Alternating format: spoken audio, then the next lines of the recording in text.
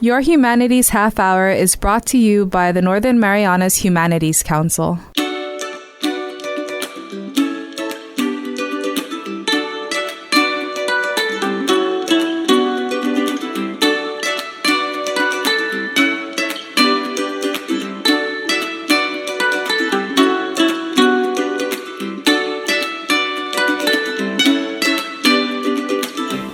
Hapades and Tero, welcome to your Humanities Half-hour. I'm Catherine Perry.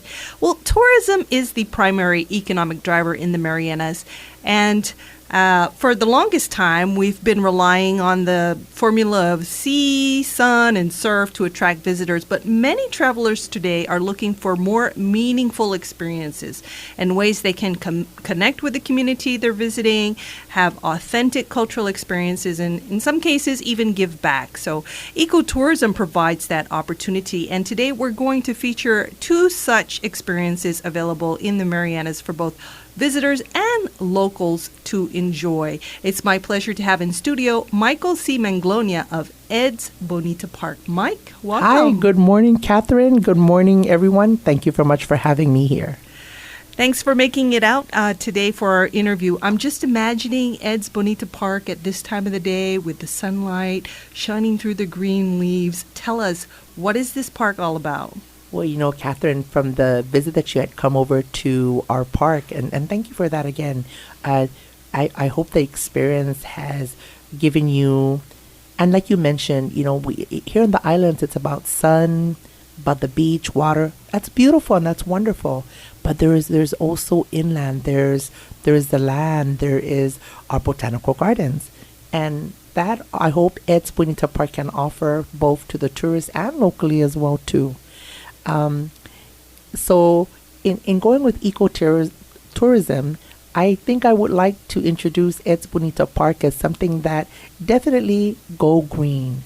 And I know from the last time that you were there, you introduced me to a wonderful gentleman from an organization that dealt with such things as ecotourism. So what is ecotourism? Well, to me, it's basically when you follow the first golden rule: go green as much as you can. So how am I doing that? Well, first and foremost, I definitely, and this is in the works of projects that I have for Ed's Bonita Park, working with such organization as MENA. And with MENA, they deal a lot with conservation, education, and so forth. And I would like to add that element to the park. So when we have our kids, and we have a lot of students that come over, a lot of schools that I work with to come over, and we have excellent packages for students. I'll tell you this right now. Yes, there is a fee to come into the park at the moment. And, I try not to break the buck. It's not really about money. It's all about teaching people about, our native plants, our healing plants. And that's also another project that I would like to get into in the future. But for now, the one thing that I really want to say is for this summer, because of the recent typhoon, we had to temporarily close the park.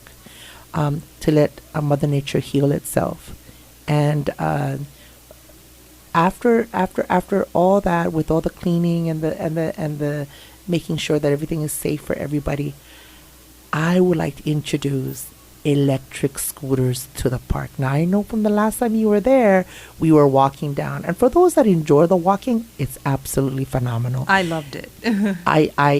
I'm beginning to enjoy it too myself, and it's all about health, right? So with the scooters, that element offers, particularly to the children and their families, because again, going with green, we're not using any gas or any diesel like that. No, we're using pure energy electric, and also to provide some sort of enjoyment along with that message of going green. And definitely electric scooters would be or an electric what do you call those, golf carts? But then I want to change the golf cart around. I want to add like maybe one or two for kids to be seated inside, and then take that route down. Because sometimes, yes, walking is wonderful, but sometimes when you sit down and you're moving, automatically, and you're looking at your surroundings, it's just a whole new perspective. And so that's what I want to introduce to the park this summer. And along with that, with going back to MENA, offering short 25 minutes presentations on conservation, on medicinal herb plants. That's with Mina. Number 3, again for the summer, working with the hotel, for example, with Hyatt. I've actually spoke with some of the management to offer their customers to come and plant a tree, come and plant something in the garden. That will kill 1, 2, 3 birds with one stone. And I tell you, it's a great way to get involved. It's a great way to, and you know what? When you come back, you and your family can come back and say, I planted that tree. And that's what I would like to offer with the hotel-based industry. I love what you said about giving time for the park to heal after Super Typhoon U2. Paint for us a picture, and in my mind's eye, I can see it from my last visit there. What people will experience, can experience and see when they come to the park. And I have to say, you have an excellent tour guide who is available by appointment, that being yourself, to talk about everything that's there. Thank you. Well, Catherine, I love playing the tour guide, and I love telling stories, and especially how the land is connected to my family. So, to make a long story short, and I'll save that for those that would come over to the park. Oh man, I was hoping you would. It's a fantastic. We're short on time, so but just a little bit of a background. That park was where my great grandfather's 9 daughters would come every Sunday. That's my grandmother, my mom's mom, and the women would be baking fresh bread, fresh roschetti, fresh titizas, you name it. While the men will follow Tata down to the farm, and they would harvest fresh vegetables, cucumbers, tomato, lettuce, and we didn't go to Jolton for a chicken. Oh no, Tata made sure that fresh bird is right there. And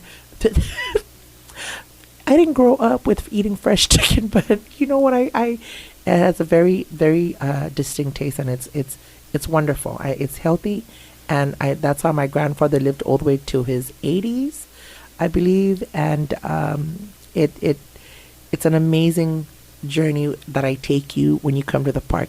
What is the first thing that you would notice when you walk into the park? You know what, Catherine? I would have to say my trees. There are about 7 to 8 monkey pods. These are the trees that grow upright and they umbrella out. And they can grow tall, 30, 50, 80 feet, and they spread out like an umbrella. And because the land is situated like a valley deep, when these trees spread their umbrella-like branches, it becomes like a dome-like. Let me tell you, at the very bottom of the very heart of the park, it could be 90 degrees up on the upper side, but right down there is a nice 70 to 80 with breeze, and it is absolutely that cool, refreshing temperature to the whole time. And so I would just say with our trees, because they are absolutely amazing, I'd like to share something too. Our white terns, our palumantunyi, like I mentioned something, they mate for life, and where they nest for life in that area. They came back. Wow. Because I shared with you last time that my dad loves his iguanas, and about 8 of them escaped, more than 8, I think 8 or to 10 iguanas. What do you call those green lizards, those long ones? Not the monitor lizard. Is it monitor lizards, the ones that can grow up to 5 feet? I don't. I know monitor lizards can grow that big. Okay, so it is the monitor lizards that have escaped. And so, they can climb trees. Well, we had a family of white terns. They were gone for so long. Oh. I would say up to 3-4 years. Just last week, I saw a family of 5 young white terns. And they are right where I had taken you in the heart of, because they made their nest in one of the monkey pods. And this is a tree that we call in Chamorro Troncon Calascas. Their blooms come in purple, white, green, yellow, some fragrant, some not, pinkish.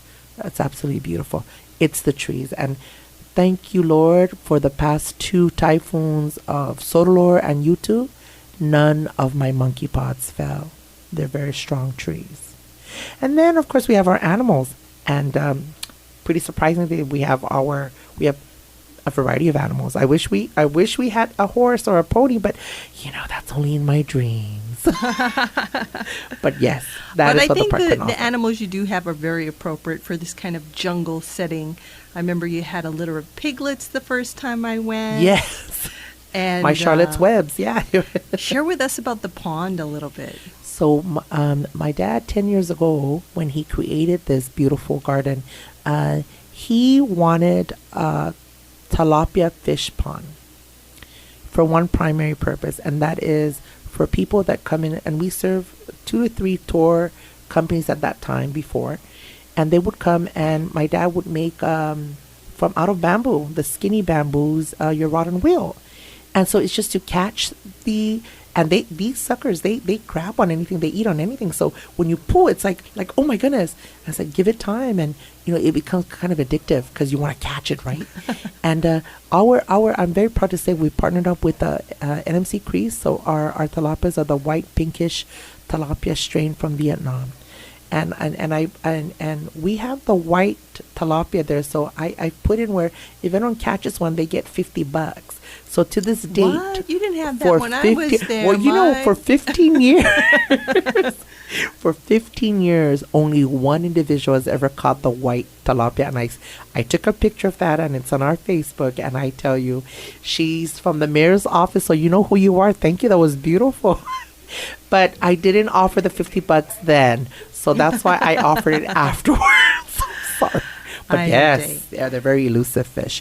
But it's beautiful. It's a pond, and we don't sell it. No, we don't. It's just basically for part of the park's tour when you come in. Really a great experience for anybody, but especially for young kids to be able to participate in that.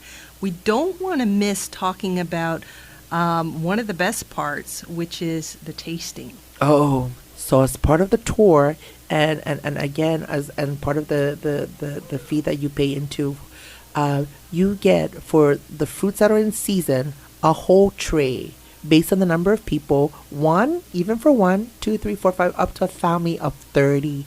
We provide fresh fruit. Oh my goodness, mango, guava, we have local oranges, tangerines, papaya, watermelon, pineapple. We grow the small pineapples from the Spanish times that my father has been planting all over the farm. These are sweet, sweet, wonderful, wonderful pineapples. And then along with those fresh fruit platter, you get fresh coconut water juice. I tell you, Catherine, on a beautiful warm day, that is so refreshing. And walking can, it gets you pretty heated up. And I'll tell you, sitting down and just drinking that fresh coconut water juice is amazing. And that you can get all of that when you come to the park for a nominal fee. Well, Mike, the nice thing about, the unfortunate thing is we don't have enough time in this show to talk about everything you have to offer. But the nice thing is that's an incentive for everybody to visit for themselves. How can they get in touch with you if they'd like to? Yes. So you can go into to our Facebook page called Ed's Bonita Park to take a look at our wonderful videos and pictures there. We don't have a phone number, so you have to make your appointment through our service button that's on Facebook page, or you could just private message me on our Facebook page, and I returned messages within the day and confirm all requests for a tour within a day. So through our Facebook page for now. And you are located on Navy Hill? We are located in Navy Hill. And I will give the exact directions upon confirmation of the tour that you are making an arrangement for. The reason why I do this is because we're not a public park, we are a private park. So because of liability issues, we don't want people just coming into the park, again, for liability issues. So just for safety purposes, there was always someone present there, either myself or another guide, tour guide, to take you to the parks. So definitely the exact place, direction will be given to you upon confirmation of your your tour with Ed's Bonita Park. Our guest for this half of the show is Michael C. Manglona of Ed's Bonita Park. Check them out on Facebook, and I strongly encourage you to check out this wonderful park that we have here in Saipan. We'll be back with more after this break. The Northern Marianas Humanities Council invites you to the 75th anniversaries of the Battles of Saipan and Tinian multimedia exhibit from June 12 to July 14, featuring never-before-seen photos and footage of the people of the Marianas during the battles in 1944. Photos will be exhibited at the Northern Mariana Islands Museum of History and Culture, and footage will be screened at the American Memorial Park. Join us in commemorating the resiliency of the Marianas peoples at this historic exhibit from June 12 to July 14. Welcome back to your Humanities Half Hour. In this half of the show, we have another organization that is very active with ecotourism, and joining us is the Managing Director of Pacific Development, Inc., Gordon Marciano. Welcome back to the show, Uncle Gord. Good morning. Now, a lot of times when people think about getting visitors in touch with the local culture, they think of PDI. Why is that? We are very active when it comes to our indigenous Chamorro and Carolinian culture presentation. And we make sure that when we do our presentation, we also share the uniqueness of the two indigenous, from its language to the on-hands experience activities. We want to make sure that every tourist that comes here are aware of who we are as people here in the islands. And of course, the indigenous culture is very closely tied to the environment. What are some ways that you help visitors understand our unique environment and how it relates to our people here in the Marianas? Well, it's always our tourists that the first reaction or the first sharing is how clean and beautiful these islands are. And every parts, whether they're in Rota, Tinian, or Saipan, they just share just how beautiful and clean this place is. And I always share with them that that's our story, and we want you to be a part of it. And when you leave, you also say, I was there, and I also helped clean and maintain the beauty of that island for the next visitors to come. And we always share that with our guests. And I believe for us, by sharing it, it's also making them understand how much we appreciate our home and how much we appreciate our community and the cleanliness of these islands. And when they walk away with the value that we are part of the environment and we need to keep it clean. And I think that's something that visitors are looking for nowadays. Of course, we don't want people to come and clean up our dirty island, which we do need to work on that. Mm-hmm. But at the same time, they're looking for ways to give back. I know, like Tinian just had a tree planting with visitors for May Tourism Month. And visitors around the world are looking for a way to give back to the communities they're visiting, to contribute and to learn. What are some specific activities that you offer that allow visitors to interact with the environment? We provide homestays and we provide culture exchange, whether it's a destination education group or whether it's a free individual traveler that wants to experience homestay and to understand the food that we make and to experience the food that we make, the language, and just to experience how is it being with the local family. And you're very right that we need to be a part of the eco environment. And we also, when they're doing homestays, we make them plant trees. And if they're here for the destination education, we also make them plant trees in Marpi. Now, these are like school groups. These are school groups. Mm-hmm. Also individuals like parents that come here. They had their honeymoon here. They got married and had the honeymoon. They want to come back and remember. So we say, why not plant a tree? So now they're coming back now also with their children, and they're also planting trees. So those are the little things behind the scenes that we also give to our tourists to say, hey, I planted a tree. I'm going back to keep watching my kid grow up. So those are the kinds of values that we share with our tourists. Now, one of the most common icons of a Pacific Island is a coconut. Yes. And you introduce your guests to coconut in many different ways. Yes. We have our culture, the coconut. And when I see tourists picking up a brown coconut and start eating it because they want to drink it, I smile and I say, why don't you come to my house and I show you how to actually use a coconut? So yes, we do that. We give them the experience to learn the difference between a brown coconut, a green coconut, and then with all the amenities from the coconut, we teach them how to husk it, grind it, and juice it, and making coconut oil. And then they're surprised at the end that I would take a little sugar and just spray it into that coconut and mix it up and then make them try, and voila, they're looking at coconut candy and they're looking at me and I'm like, yeah, that's another process. After you make your own skincare, and then you can also enjoy the coconut candy. Yeah. So when we start husking it, we bring out Papa Mau's rope that he gave me as a gift, and I show them that this is how it is. This is a coconut fiber rope. This is made from coconut.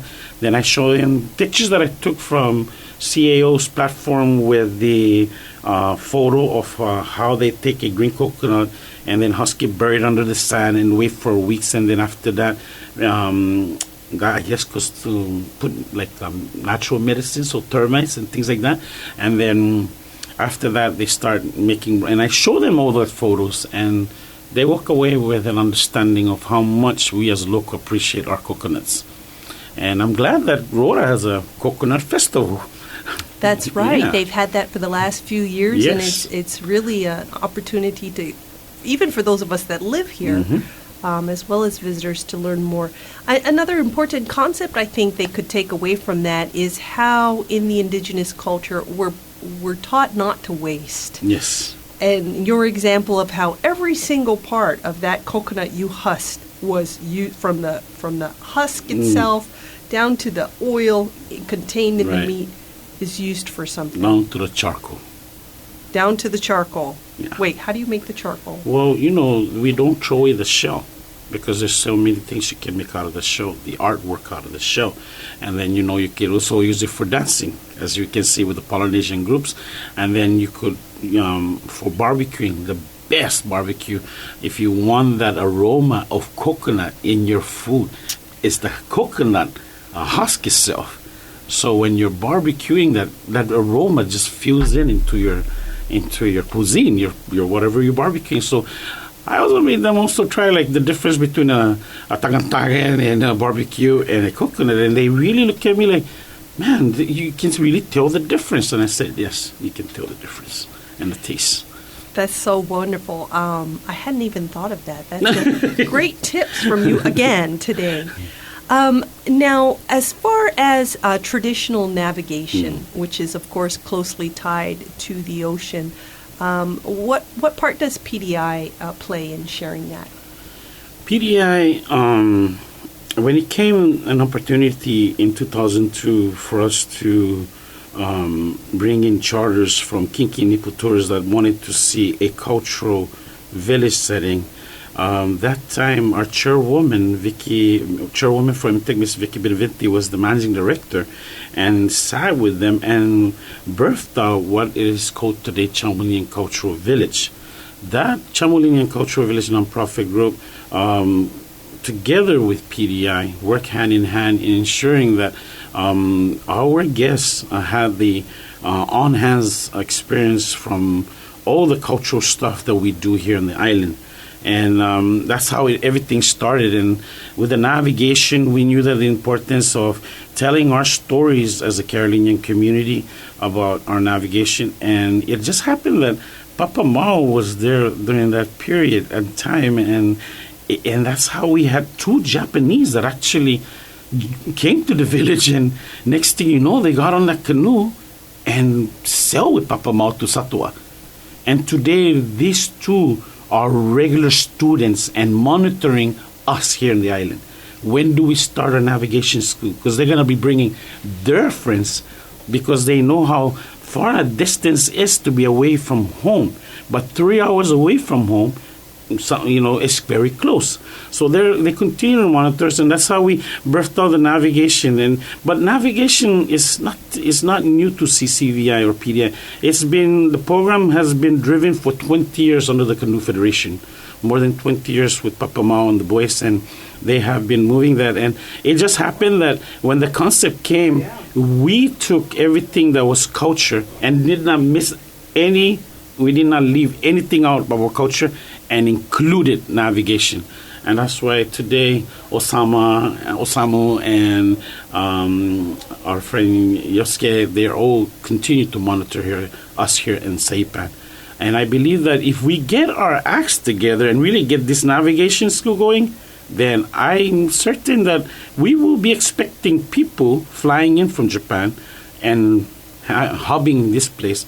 Because like I said, Hawaii is far. For them, it is closer to home, and the opportunity is there if we can just get it going, and it'll tell our stories that we managed to do it right. I also think it's important to point out that when we're talking about navigation, we're not just talking about looking up at the stars. Mm-hmm. There are many things in the environment that the navigators use. For example, I believe it's weather patterns or cloud patterns. Yes. Sea life, being able to identify, or even birds. To help identify where you are in this vast. And you know Pacific. that there's land close when you see the birds. Exactly, and so this is why maintaining the balance of our environment is important for the perpetuation of celestial navigation. Yes. as well, because these are all components of it. Gord, what is the future of ecotourism for PDI? I know you have some ideas brewing. PDI has always been known to be a tour agent, tour operator, a company that designs to your needs, bursting out flavors of how you want your tour here in the islands. We're very flexible with our guests, and we try our best to bring out new things, as our former president Mats would always say, try to be the first to do and get there and produce it, and so that there's always something new going on. The next 5 years we are looking at more on the spiritual healing. This is because I'm sitting down with the team, and I'm also not just listening to my team, but I'm also listening to what's surrounding us as a community. And when you hear our children wanting to get into spiritual healing and permaculture and activities that has to do with farming or eco, we're listening, and we're venturing into the next 5 years. We wanted to also look at not only all these other stuff that we've been doing, but something that we want to also work with the young generation. So the younger generation right now are also knocking on our doors and saying, we want to try this, we want to try that. So I want to do it. I want to also add on what our community are sharing with us, and also from the nonprofit groups that we always are working with. What's new for them? What's new out there that, our tourists can come back and say, hey, there's something new in Saipan. So we're constantly trying to develop and seeing what we can bring out and present that will be new. So then this is where we're looking at not just as a tour agent anymore, and not just doing all the small little outreaches that we're doing, but now we're also listening to our students and our kids. And that's the direction we want to also filter in now in the next years to come. Well, thank you so much for sharing with us just briefly today the many things you do. Any final thoughts before you go? I just wanted to share that, we're very unique. And when we hear our educators out there and also guests that come here and just see the uniqueness of our people on our island, I believe we're doing something right. But I also know that we can improve and do more better if we just try to common dialogue and sit down together and really make this work for our destination, whether we're looking at it as a cultural center, whether we're looking at it on the celestial navigation where Japanese are observing us right now, looking for ways to come here and join us as well. There's so many ways, but we just need to un corazón, tafan un tipio, and work together to make it happen. Viva Marianas. Thank you, Gord, and wish you guys all the best in your continued work. Thank you, Kat, always for having us and giving us the opportunity to share with you on your humanities. And I ask everybody to please help support our Northern Marianas Humanities. I had the pleasure of sitting there for 3 years, and I learned a lot from this organization. And there's so much that we can do also for our humanities and tell your story. Our guest today has been Managing Director Gordon Marciano of PDI for the second half of our show, and Mike Manglona of Ed's Bonita Park in the first half. This has been your Humanities Half Hour. I'm Catherine Perry. This program was supported by a We the People grant awarded to the Northern Marianas Humanities Council from the National Endowment for the Humanities. Any views, findings, conclusions, or recommendations expressed in this program are those of the participants and do not necessarily represent those of the National Endowment for the Humanities or the Northern Marianas Humanities Council.